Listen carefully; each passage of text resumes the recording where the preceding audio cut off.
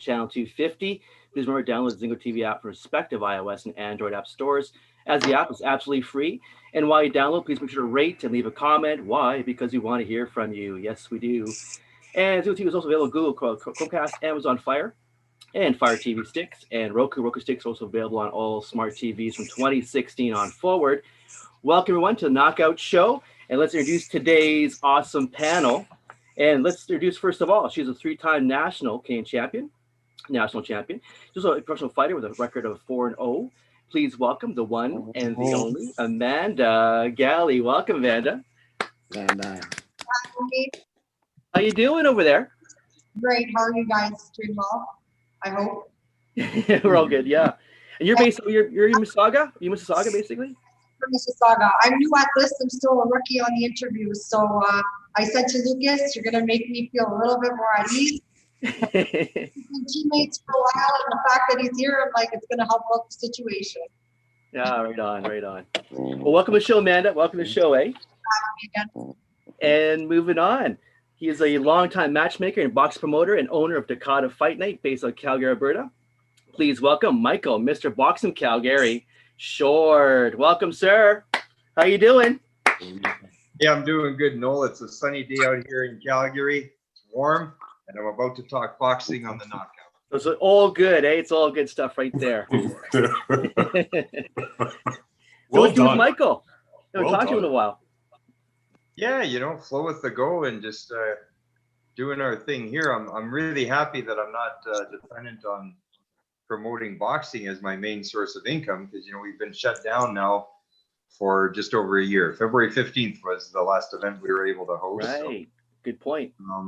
No directive from the city or the province as to when we'll be able to host again. There's, let's face it, their government, they're lazy. They're not going to form anything on their own and say, hey, when this happens, then you can host. So they just, I don't know. Yeah, we'll just, we'll see what happens, right? Yeah, exactly. But you're right. We're all kind of left in limbo right now. We'll wait and see what's going to happen next. But yeah. Very vague. Very vague. Yeah, very vague is right. That's well put. Very well put. Well, moving on, this awesome panel. He's a 10-time Canadian light flyweight boxing champion and 2-time Olympian.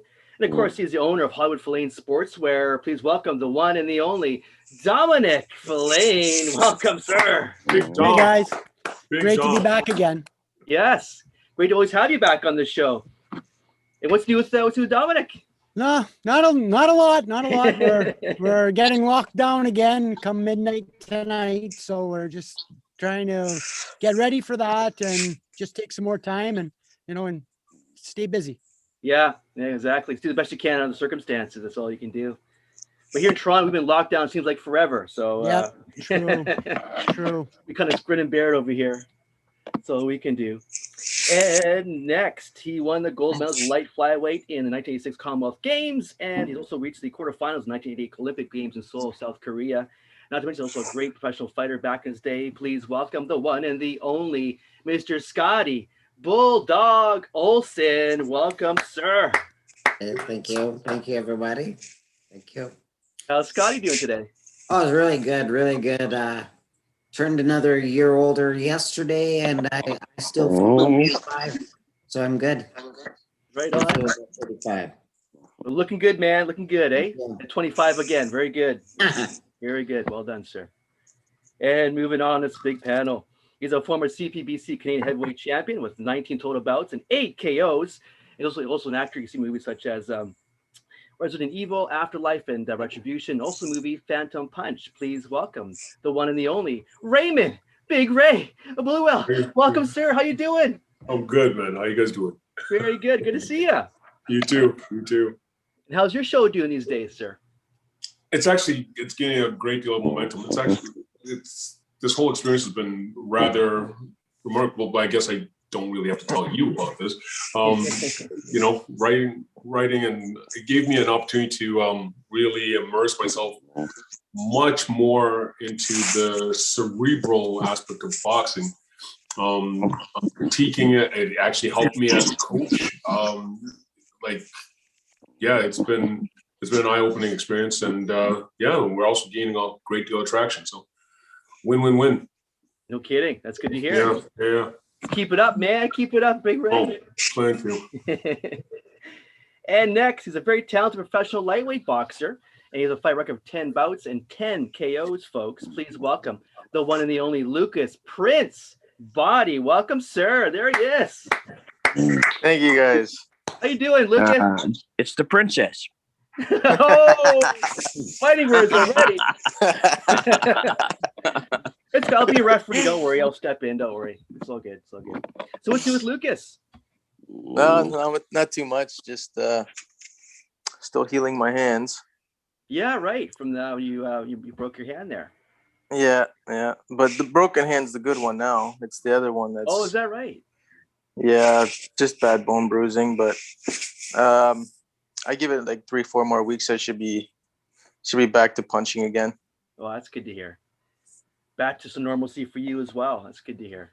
Yeah, hopefully. Yeah, cross our fingers for you. Thank you. Yeah, no problem at all.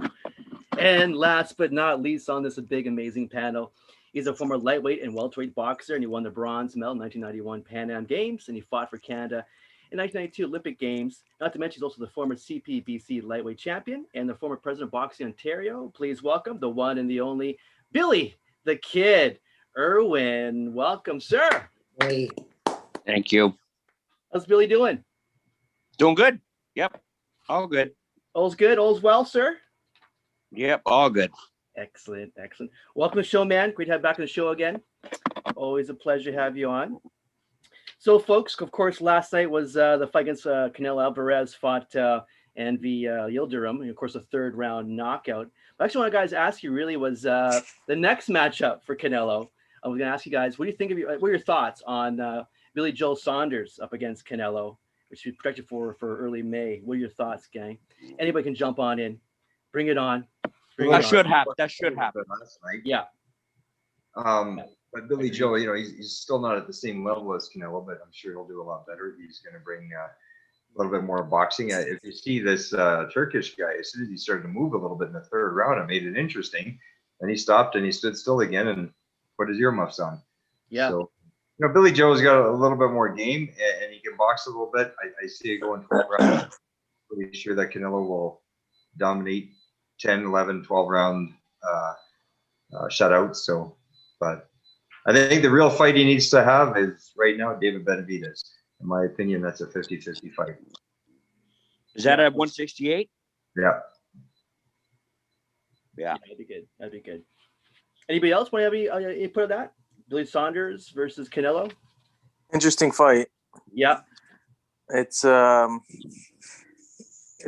think it's gonna be a lot tougher for Canelo than people think. Every time Canelo's had a somewhat of a hard time, it's against a boxer, right? And right. I think Saunders is one of those guys that he does not care. He'll make that fight boring. He's a really crafty fighter. And I think he's going to give him some problems. I mean, we'll see what happens in the later rounds because Canelo always seems to find a way. But, I mean, he had a lot of trouble with Lara as well until obviously he stopped him. But, I mean, it's just one of those fights where it's styles make fights, right? So I think Billy Joel's an incredible boxer. I mean, it's too bad he can't punch because – Canelo's not going to really respect his power and just walk him down like he did to everyone else. But I mean, he's got legs. And he's gonna. Yeah, I hope he comes in top shape. So we'll see what happens. Well, he can punch a little Do you think bit. they're gonna make that fight? The fight. Yeah. So I think the fight's made. That's Yeah, They made it last night. Is it made? Is it set? Yeah, May. May. Yeah, May. Yeah, May. Yeah. All right. So it's going to be a better fight than we saw last night. That's Correct. for sure. So I mean, Way better. can't get any worse than that. So Don't say that. It's I didn't know it was already Don't set. say I that. didn't know that. Wow. yeah. I said it this morning. I guess I seen it online, but After that, Yeah. move up to the light heavy and fight better BF. What Yeah, happens there? Much. about that. That's a scary dude.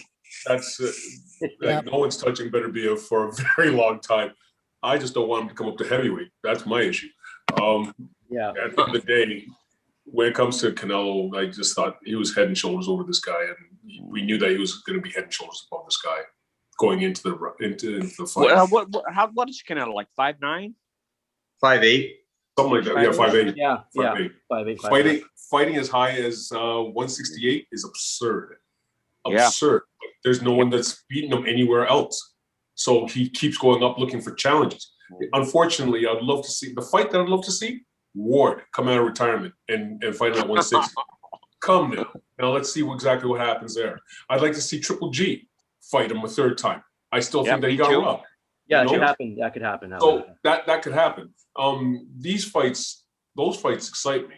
I don't see this fight exciting me. I think he's going to do what he does, and he's a sensational fighter, and he's going to pick him apart, and he's going to break him down, and it's not going the distance.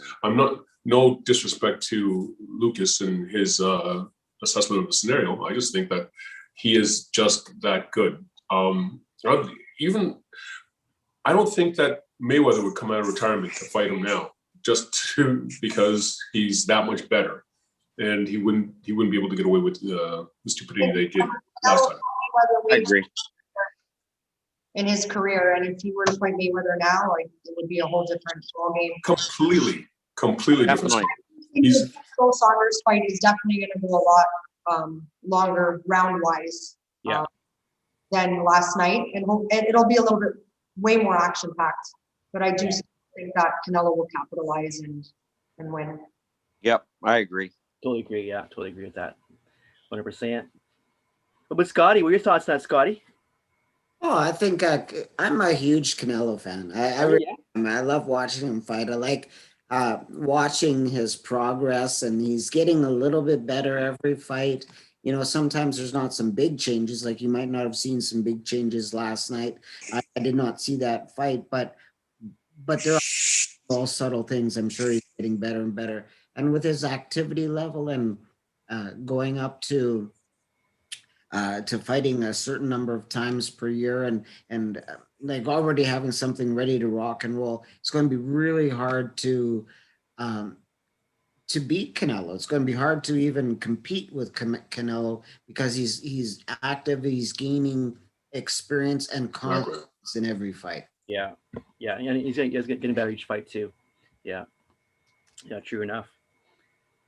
Well, moving on to our next question, we'll go one more subject of world boxing news, and we'll move on. So, what matchups, guys, in boxing do you guys want to see specifically in 2021? Is there a matchup you guys want to see this year, specifically in any weight class? Crawford versus Spence. That's a good one. Yeah, that's 100%. Yeah, agreed. Anybody else? Yeah, I agree. Earlier, Same thing. Sorry, Bill, go ahead. I have a few fights that I'd like to see. Yeah, I'd like to see Dylan White versus Deontay Wilder. Now, I feel for Dylan, simply because I think that he's not a gatekeeper. He's just a guy who everyone ran from. Everyone but Joshua ran from. Didn't give him an opportunity, and he's, for me as a fighter, he's arguably the only one that out there that I'm like, I think twice about fighting. Yeah. He's gorilla strong. He has freakish, like, he's not the most technical, and what a history. Like, he had 7 amateur fights, turned pro, and look what he did as a pro. He is a genuine threat. I'd like to see that fight.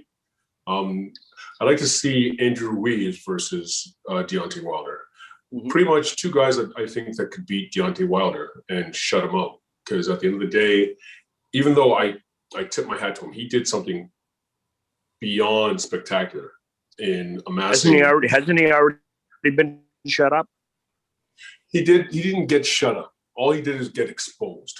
Okay. When AJ lost to Andrew Ruiz, everyone pointed at AJ and said, this sculpted god got beaten by the Michelin Man. He was one of the guys like leading the parade.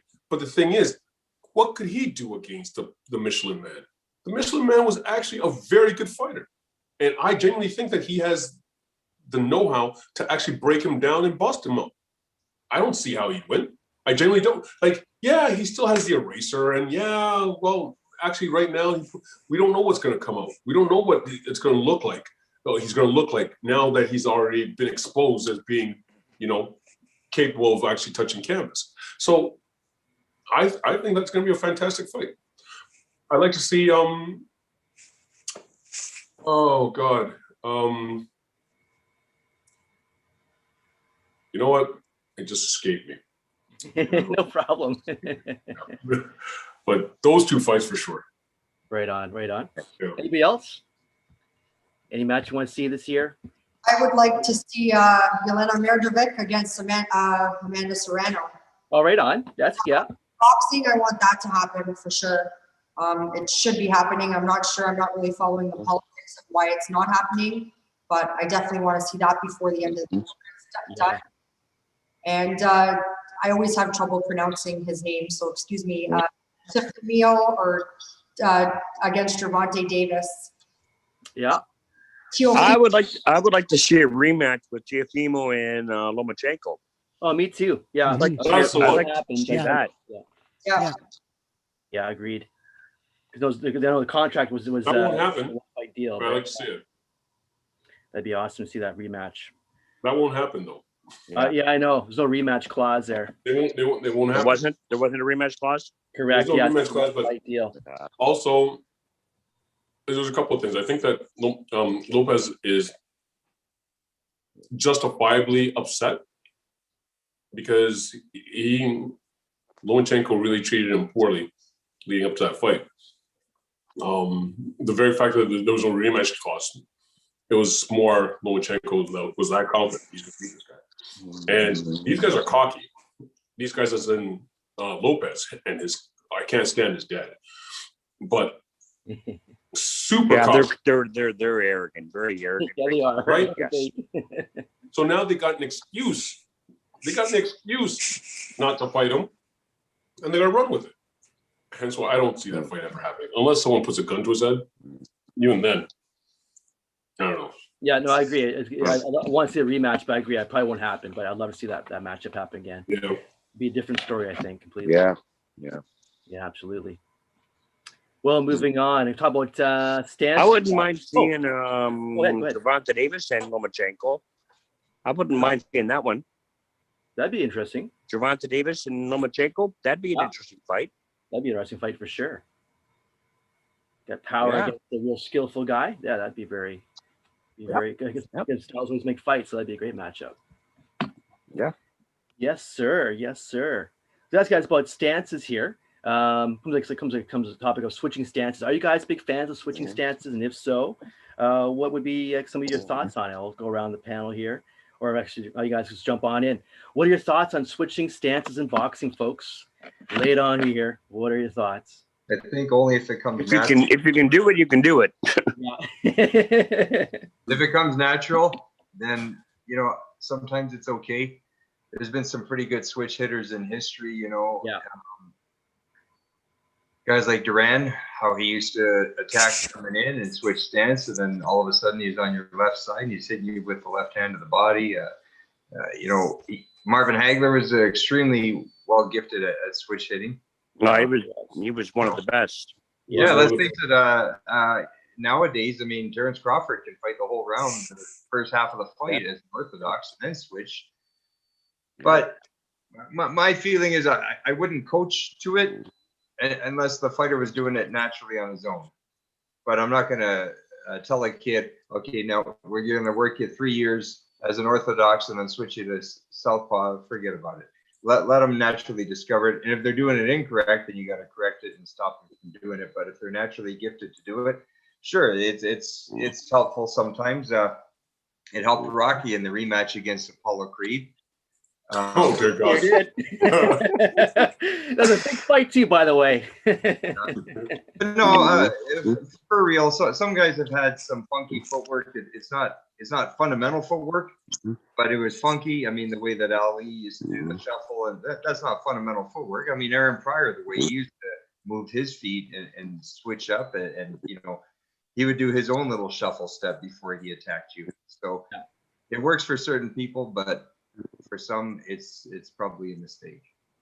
Yeah. I agree with Mike that if you're able to do it, it could work for you in certain situations. I was always coached not to stay in the one stance and go from there. The one time I did fight 3 or 4 rounds with the southpaw stance was when I broke my jab hand in the last day of training camp going to the Commonwealth Games. First round, we had the hand frozen. Don't say anything, but it was frozen, but the freezing came out in the second round. So it hurt even just to clench it. So we switched over to southpaw and it worked for a bit, but again, I was not comfortable whatsoever. And it didn't work for me. It got me a few points here and there, but Yeah. in the nationals, you always had these kids coming up and you'd face them every now and then, and they would keep switching. They had no business to be switching. And we went and trained for that. My coach, Adrian, said, well, as soon as you see them start twitching to go to another stance, straight right, left hook. And it seemed to hit them every time. And that would always stop them from switching. So either they stayed the one way or they didn't. But if you're able to do it, well, only certain guys can do it and excel at it. Yeah. Agreed. Yeah. Anybody I could never do it. I was horrible at it. Terrible. But what I did is I learned, Domenic knows, I learned from Greg Johnson coming up about the cool and deadly. Yep. And I even taught Lucas this too. Lucas can do it as well.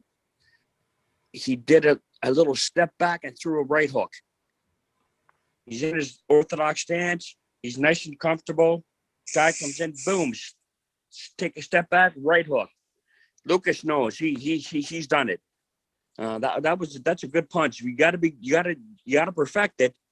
But like he could do it, but I could never do it. It's one of those things with timing. Yeah, exactly. Timing, absolutely. I could never do it either. I tried it a few times and it didn't work out so good for me, so. Me either. Thank God it was just sparring. Yeah, really. I would use it or feel comfortable using it if I needed to create some distance. If I felt that my opponent was too close and I just needed to create some distance, and I would step back and I'm comfortable to throw with my left hand. That's, now my backhand and back leg. I do it in sparring all the time, but to actually sit there in southpaw stance and go 3 minutes straight for the round, I don't feel comfortable. You're southpaw? But no, I'm orthodox. To actually sit there for you would step back and use like a right hook? I would step back and use left uppercut, so the person behind me, I would step back, uppercut, hook, weave, and okay. Yeah. Use Okay. Use it to be more diverse in creating angles and stepping off, and if I'm near the ropes, get out of there. But to actually come forward and come out in a southpaw stance and maintain that for 3 minutes, I mean, that's something for a cool down, while you're getting pads, just to kind of observe it, see how it feels, get comfortable here and there, Right. and stuff. But I definitely, sit in it for 3 minutes in a round, unless I had to and I was injured and my power hand was hurt. I mean, since we got Lucas here, I mean, you hurt your hand during the fight. Did you use that approach at all to help you out, or? No, both my hands were broken. Both hands. I mean, you don't need to kind of make your stance. You don't have to adjust your stance because you have power in both hands, right?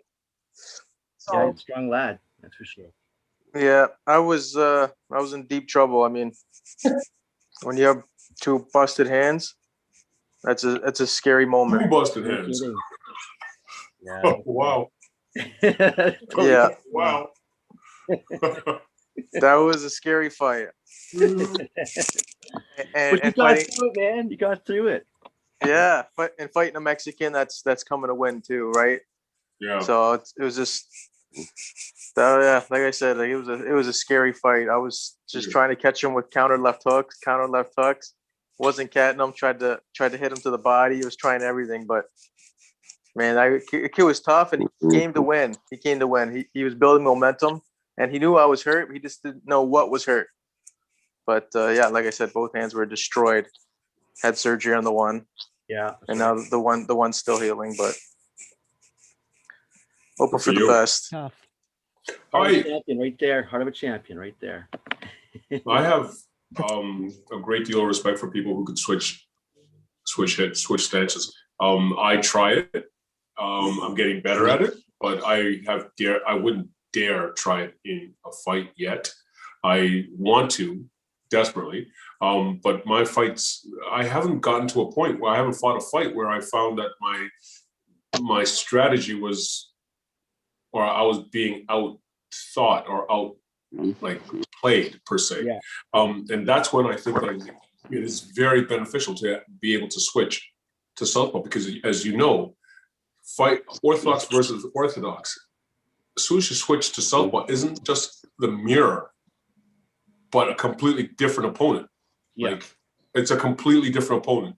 So if you could throw a person off completely like that, Yeah. I think that's nothing shy of advantageous. I do go off and I teach my fighters one stance until they get to a certain point of competence, and then I do suggest to them that they go off and learn the other stance.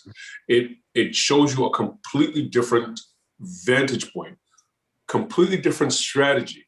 There's things that you can, and I saw Marvin Hagler do this beautifully, where you're chasing a person down from the orthodox stance, and all of a sudden they're comfortable moving to your right, their left, because you're chasing them down with your left hand. All of a sudden, as they step to your right, their left, you then step and catch them with the right hook, and they're walking into power hand. Mhm. Like done beautifully. It can be done beautifully. It's just a question of practicing. So it's things like that I think that, like, the game of boxing is all about the element of surprise in the first place. If you catch somebody with something that they were not expecting, especially in the heavyweights, with the power involved, it's enough to actually change the tide and call it a short night. That is a great tool to have. So yeah, I'm all for it. 100%. Totally agree. Well, we got you guys too. Next question here. What is your favorite era of boxing, guys? I'll go around the panel here, or anyone just want to jump on in. What's your favorite boxing era of all time for you guys here on the show? Lay it on me. Anybody jump on in? I don't know. Mine Mike Tyson era. The 50s. Yeah, cool. Mine would have to be the 50s, where you grow up as a young fighter coming up, and you look through the books, magazines, or just boxing encyclopedias, and you go through the pictures and all how war, like some of these battles used to be like with some of the fighters and their action shots. And yeah, that was really attracted to that era. I always sort of thought that there were only a few type of fighters that could really handle that kind of an era. But now you have so many new advancements. So it's still pretty. It's still okay to watch. But I think that 40s and into the 50s was a pretty good time. Yeah, I agree. I thought 40s were a pretty amazing period too. The 40s. Anybody else want to jump on in? Yeah, when I first started in boxing. Well, for me, it was. Go ahead. Oh, go with Michael first. When I first started boxing in Go ahead. 1980, my coach told me if I want to learn anything about boxing, I got to study guys from the 50s. So I'll second Scotty's sentiment. But because I grew up in the 70s and 80s, and these are the fights that I could watch live on TV at that time and pay-per-view and those kind of things. And of course, the 70s, let's face it, it had the golden era of the heavyweights. Everybody in the world knew who the heavyweight champion was at that time. These guys were, it was called the King of Sports, and the heavyweight crown was the top title in all professional sports. That meant it was higher than a Super Bowl, the Kentucky Derby, and the Olympics all on the same day. Like the heavyweight crown was the pinnacle of sports. So 70s and 80s is my favorite era, just because I watched all those shows, on TV from the Olympic Auditorium in Los Angeles, Danny Lopez, Bobby Chacon, like just all the great Mexicans of the day. And that's when I was in boxing. So started in 1980 and I started watching it in 1978. So that tells you sort of again, another great era. the kind of guys I watched, the light heavyweights, the magical time of boxing. But yeah, the 50s is the true art of boxing. And then it's slowly been kind of watered down and diffused up until nowadays. There's very little teachers of boxing left, and they're mostly what you would call trainers, coaches, trainers. But not Domenic, you said you spent time with Adrian, right? Yeah, a lot. Yeah. Okay, so there's a teacher of boxing. There's somebody that teaches it. That knows. When I mean teaching means everything. It means lifestyle, what you eat, how you live, like everything about it, how you behave when you go out. You don't put yourself in predicaments when you're a professional fighter, like hanging out in nightclubs and stuff like this and driving motorcycles. Like this is teaching. And usually back in the 50s, a trainer would live with his protege. They would eat together. He would get him up in the morning. He would put him to bed, tuck him in at night, and read him stories of boxing. And that was teaching. Now a guy throws a towel on his shoulder and he does fancy pad routines and picks up stuff off of YouTube and says, "Hey, this might be a great way." They're just it's not the same anymore. So the 50s was that mecca. Everybody knew how to fight back then. Everybody. So, yeah, so many big names too back then. I spent a few years with Adrian too. Me and Domenic, we used to train together. I was there for about 3 years. I like the 50s too, but I just remember when Mike Tyson started. And I remember going to see the closed circuit events and the pay-per-view events, and I was just coming along, but I mean, it was so exciting because it was so impressive, spectacular. It was like you knew something was going to happen. So I remember that area, but of course, my favorite is like it's Joe Louis and Sugar Robinson, and that's my favorite era. But when Mike Tyson was coming along, and that was a spectacular time. That really brought boxing back, Sure did. Yeah.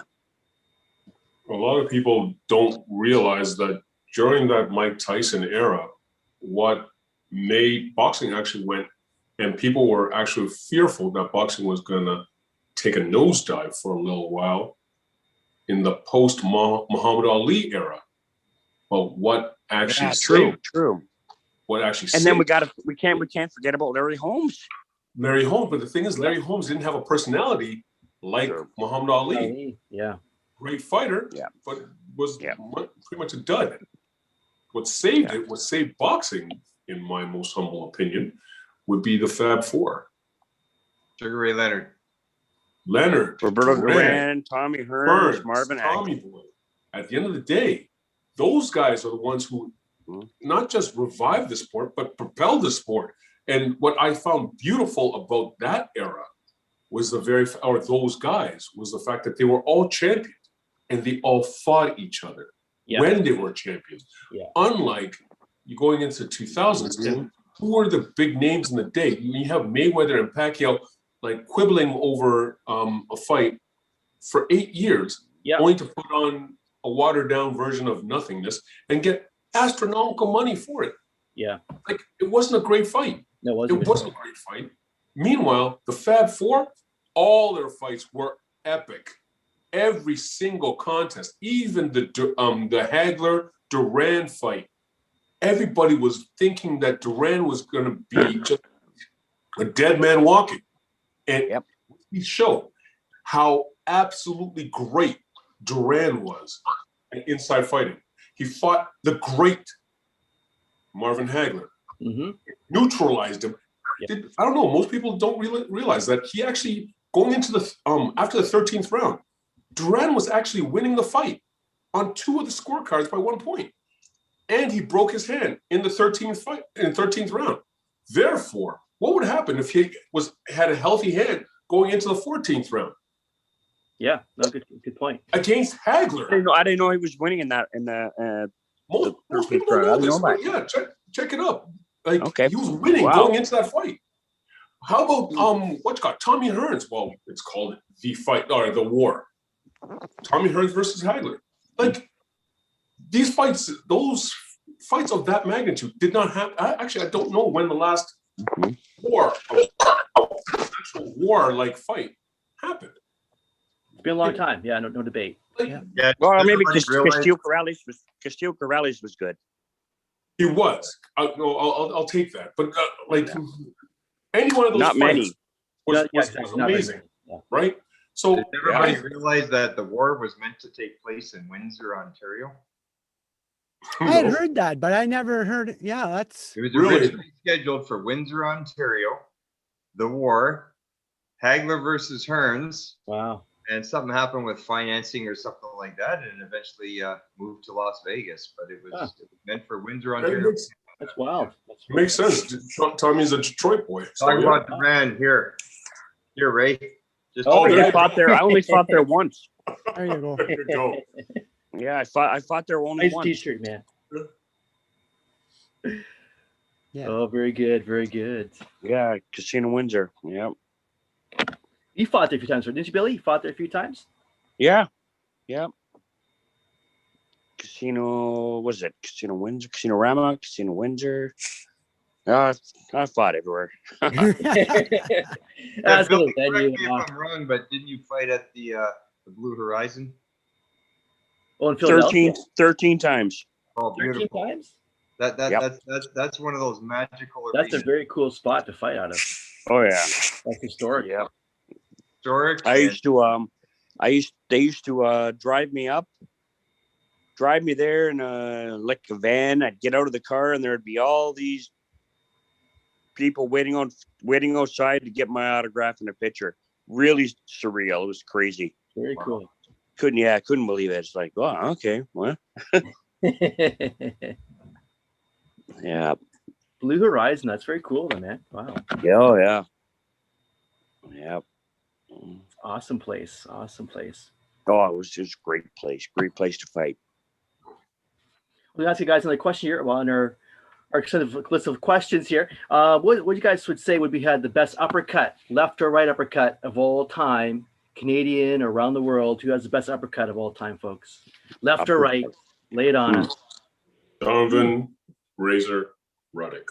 Mr. There Right. you I was go. going to say the same thing. Yeah. Right. I never thought about that. Yep. That's a good point, though. Yeah. It's absolutely dirty, and it comes at such a bizarre. Yeah, out of nowhere. Like Three-quarter bizarre. hook, kind of half a hook, and Look out, here it comes. Yeah. Yep. Yeah, agreed. And how would you guys, if you're a coach, how would you teach someone to throw, let's say, left or right uppercut, folks? How would you teach? How would you instruct that punch? Out of Yeah, curiosity. you got to make sure they're in the proper range. Never throw it from Yeah, definitely. It's first thing. in or outside. That's for Yeah, sure. in close. Look at what's his name? Buster Holyfield. Buster Douglas. Ask him Wow. what it's like to throw a right uppercut from the outside. The way we actually teach the uppercut is we sit the student down on the edge of the ring apron. We do it from a seated position, and that's too many times I see, kids, adults, everybody, professionals throwing an uppercut. It looks like they're, pulling a shovel full of what. So they pull the uppercut with their chest and their shoulder, and that's not an uppercut. Yeah, because they're trying too hard. Yeah. No, well played. I really think the uppercut comes from being on base, being on balance, keeping your base centered, and letting it fly. Yeah. And then, of course, there's the follow-up punches. You throw a left uppercut. There's a reason you're throwing a left uppercut. You're lifting his chin up. That's right. What are you going to do? You're going to follow up with the right hand. Yeah. You throw the right uppercut from the inside off of maybe a wedge block. If he throws his right hand, right uppercut. I want to tip his head up, and then I want to come over with a left hook. Yeah. So, I was gonna add, Canelo uses it beautifully as a setup punch, just to go down on the body from there. He executes it perfectly. Canelo's like the big man of my era. That's who I look to. You guys were mentioning, certain people and who you think fighters are, top fighters in your era. Canelo is, I consider, the man of male or female, doesn't matter, but it's someone I look to take as much as I can in my game. So speaking of uppercuts, I love how he uses it as a setup punch to follow to the body after. I mean, maybe he gets the opponent to, bring their hands up the middle of the block, and then it opens up their left or right. So you're kind of saying an uppercut into like a shovel hook kind of a thing to the body. Yes. It's a nice combination, by the way. Yeah. Well, that's what I've been teaching for years. Is to land the left hook to the body, to set it up. Yeah. Throw a hook to the head, hook to the body. Uppercut to the head, hook to the body. Right uppercut to the head, hook to the body. Because that's when you get hurt. Yeah. In the body. So I've been, Lucas knows that. We've been doing that for like 10 years. That's what I still teach that today. Try to find a way to land the left hook to the body. Yeah. So it's either head, body, uppercut, body, just try to find a way to land that. Yeah. Yeah. Well, you are Mr. Shovel Hook for sure, man. So many knockouts to the body. Yep. Yeah. How about you, Scotty? Any tips there? Oh, for uppercuts. Yeah. Well, you know what? Let me tell you a story. Yeah, go ahead, Billy. This is funny. Me and Scotty were in Philly, right? And I always looked up to Scotty. He was one of my idols. Him and Edgerton were my idols. Nice. And we're in Philly. We're at the Blue Horizon. I think we're in some hotel. I don't know where we were. And Scotty comes up to me and he goes, "Hey, can you show me how to throw that left hook to the body?" And I'm like, "What?" I'm like, "Are you kidding me? You're asking me? I was always looking up to you." I couldn't believe what I was hearing. Billy, no, yeah, iconic left hooks. No, you taught me and taught me where to be before I threw it. It was amazing. But for me with uppercuts, here's sort of the deal. I can go to any gym in Edmonton right now, and I'll go into the gym and younger people will be shadow boxing. And they'll be throwing a jab and a right hand, and then all of a sudden uppercut comes in. A lot of that has to do with what Michael Short said, and being in the right place at the time, not throwing it from too far away. Yeah. And sometimes you don't even have to throw it hard. Sometimes you just have to lift you don't have to put all that torque and power into it, but you can just lift somebody's head so you can prop it up and kind of has his head posed for the left hook. So, or vice versa.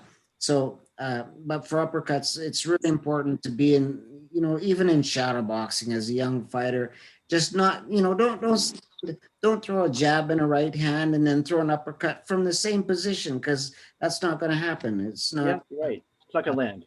Doesn't happen. Yeah. Yeah. So it's just a lot of foreseeing what would be happening and trying to put yourself into a situation, sort of seeing somebody that is in, or at least trying to see somebody, envision somebody in front of you.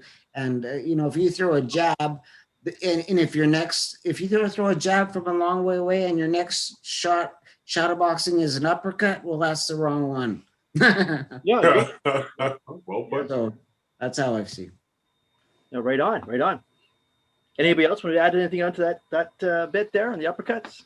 No, I totally agree with Scotty and Mike that you got to be in the right position. And I was always taught by Adrian not really to throw it by itself from far range, but to set everything up with, say, a double jab straight right, then the right uppercut or the left uppercut, and everything was disguised or jabbing to get into position to throw that without getting caught with it. So those two answers are just bang on. Yeah, agreed. Yeah. What another thing as far as the uppercut, especially when you're on the inside. A lot of, like for me, later on in my career, I never threw the uppercut how you're taught to throw the uppercut. You know what I mean? I always turned my hand sideways. Oh, do you? And I threw it that way. That way it slipped through the block. Because they're gonna block my uppercut. So I threw it sideways and I landed it all the time. I mean, I think I learned that from back in the day, Ricardo Lopez. More like He was yeah. And I turned my uppercut sideways and it worked. Chavez does it too. Yeah. Splits the guard. Adrian and I used to Exactly. have battles, arguments and arguments and arguments about that. I am hard-headed when I throw my hook. Actually, I fault Billy for this because Billy is the one who actually told me about this, and I bet he doesn't even remember when he did. When you throw a hook, palm facing you. Adrian teach it, Palm facing down. Yeah. Yeah. Like hell Yeah. no. I've hurt my wrist with palm facing down and tweaks it when I hit, but never with palm facing you. Hagler. And you're getting your power from your shoulder and your bicep, your forearm, your bicep. That's where you're getting your power from. And you told me that, and you got that from Hagler, of which I thought was just amazing. Again, the same conversation, right? You just don't remember it. Let's hold on a minute. Let's clarify, Ray. Yeah. Adrian was not incorrect in showing you that hook, and I'll tell you why. I disagree. We have to do this on the heavy bag, okay? Yep.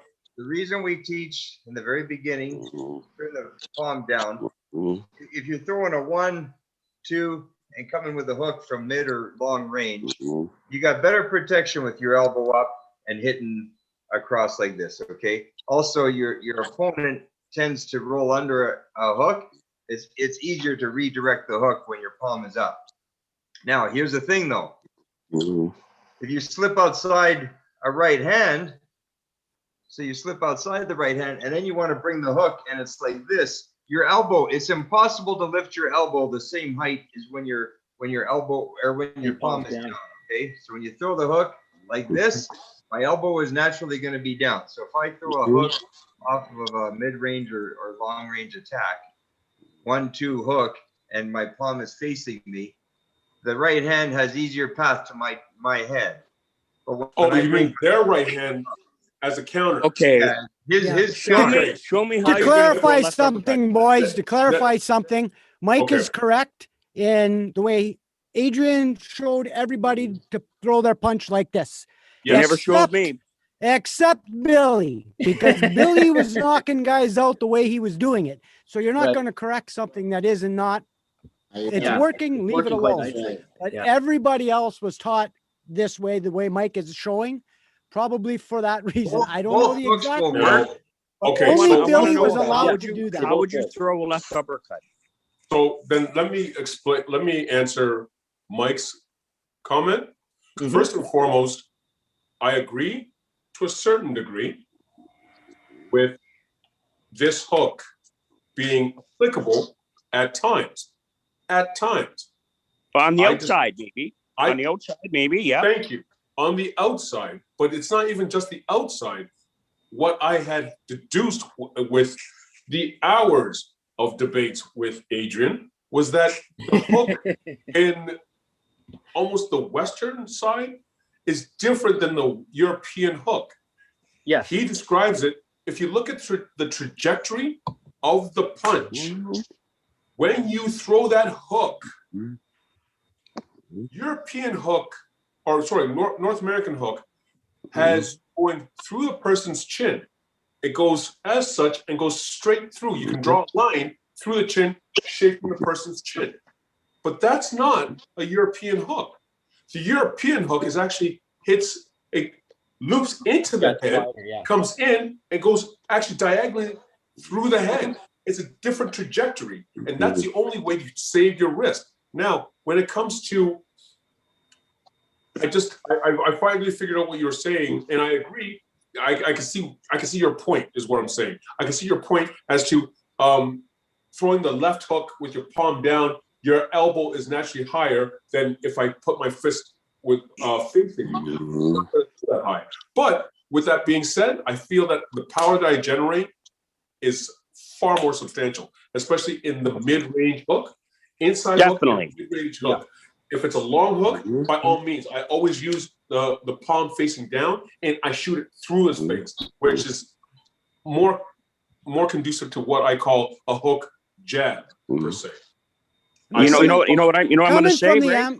Oh, sorry. If you listen to this, Muhammad Ali, Sugar Ray Leonard, Roberto Duran, Julio Cesar Chavez, Marvin Hagler, Pernell Whitaker, they all threw the hook the way I'm describing. If they're doing it that way, I'm doing it that way. What's wrong with that? Coming from the amateur game, if you didn't turn it over like this and you were throwing the hook like this, you got called a lot for slapping, whether you did or not. But once you turn it over, that getting called for slaps was pretty much eliminated. So that was another reason, I guess, because I'm from the amateur game, that he showed me that way. I think it's one of those things where it's just there's a time and place for both punches. Yeah, precisely. Yeah, I'll tell you what, like palm facing down, you're right, is actually more susceptible to injury, and that's exactly how I broke my left hand.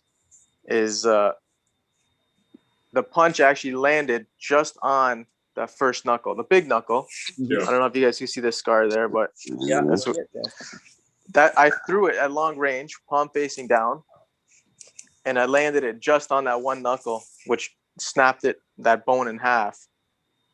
And yeah, like it's just one of those things where it was just an unlucky shot, hit him on top of the head. But I do like utilizing that shot. I don't think I'm going to use it anymore, just because, that happened. Learned your lesson. But yeah, exactly. But I don't know if you guys seen the fight, but the actual knockout shot was a left hook, and it was a tight counter hook, palm facing me. So, like you guys were saying, at close range, it's the go-to. You can't. I don't know. It takes more time, I think, to actually palm facing down at close range. At close range, it's just a short shot, right? Exactly. You're much safer to throw the hook figure, and believe me, I throw it that way myself. But you're much safer to throw it palm facing towards you if you've gotten past the guy's right hand. So either you're inside close, you've slipped outside of it. You're very blocking counter. And you know what? It's going to be a comfort thing. You practice on the heavy bag and you practice throwing it with your palm facing towards you. You're probably generating a lot more power. But it was just, when I was taught boxing, it was one of the fundamentals of boxing that we were taught to put the palm down. But then as you fight, as you compete, you adapt it and you change up a little bit. You will find comfort in throwing the hook. Even to this day, I still practice. So. And it's funny because as you grow and as you learn and as you watch different fighters, you're going to figure things out for yourself. Correct. Yeah. Correct. You're gonna figure out what works for you, because nobody ever taught me how to throw a head body. Nobody taught me that. I learned that from watching Chavez on TV. Yeah. Nobody taught me how to throw a counter left hook until I watched Livingston Bramble on TV. Yeah. I learned that from different fighters. So I just figured out, and that's what I even told Lucas years ago. Get a few things, try to perfect a few things that are good for you and perfect them. Yeah, right on. And use them. Use those three things. And you do that, all the other stuff like a jab, block the jab and jab, 1-2 move, all that stuff's going to come natural. But if you perfect three things, then you have something special. Exactly. Well, hey guys, gonna wrap the show here. That's a good point. Got three things, guys. Make the best things you can do here. And folks, welcome. Thanks, guys, for coming to the show. Fantastic. Thanks, Amanda. Thanks, Scotty and Dominic and Big Ray and Michael Short. And of course, Lucas and Billy the Kid Irwin. Thanks, guys. So Thank everybody, you. check out Second Sport Network and Zingo TV on for the news. And of course, watch it, hear it, read it, download it, live it. Thank you, guys. Thank you, everybody. We'll see you guys real soon. Thank you. Good stuff. See you Thanks. soon. Take care, care. guys. Hi, Bye, guys. guys.